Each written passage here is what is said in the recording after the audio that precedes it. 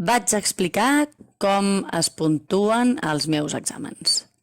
Raonament simplificat perquè s'entengui com es puntua i es pondera cada pregunta. Poso aquí un exemple d'un examen que té les següents preguntes. Aquí. El valor en l'examen, el pes ponderat de cada pregunta. La pregunta 1 té un pes ponderat de 1, la pregunta 2, bueno, cada pregunta tingui el pes ponderat que sigui. El total de les preguntes és 10. La puntuació d'aquella pregunta, que habitualment és sobre 10, però si és una pregunta que té 7 ítems, llavors aquella pregunta es puntua sobre 7. I això, com que és un exemple, doncs he posat això. La pregunta 1 es puntua sobre 10, la pregunta 2 es puntua sobre 10, la pregunta 3 es puntua sobre 7, perquè té 7 ítems. La pregunta 4 sobre 7.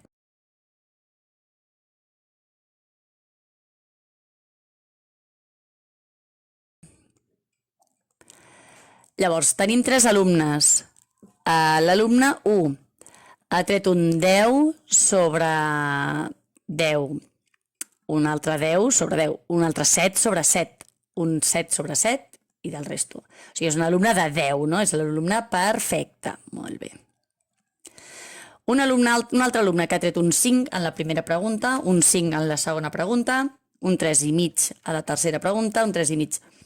O sigui, 3 ítems i mig dels 7 que es podien. Vale? I ara us ensenyaré com es fan aquests càlculs. O sigui, per què aquesta persona, aquí li ha sortit el 10 que li correspon, el 5 que li correspon i el 7,5 que li correspon. Anem a veure aquí dalt a la fórmula.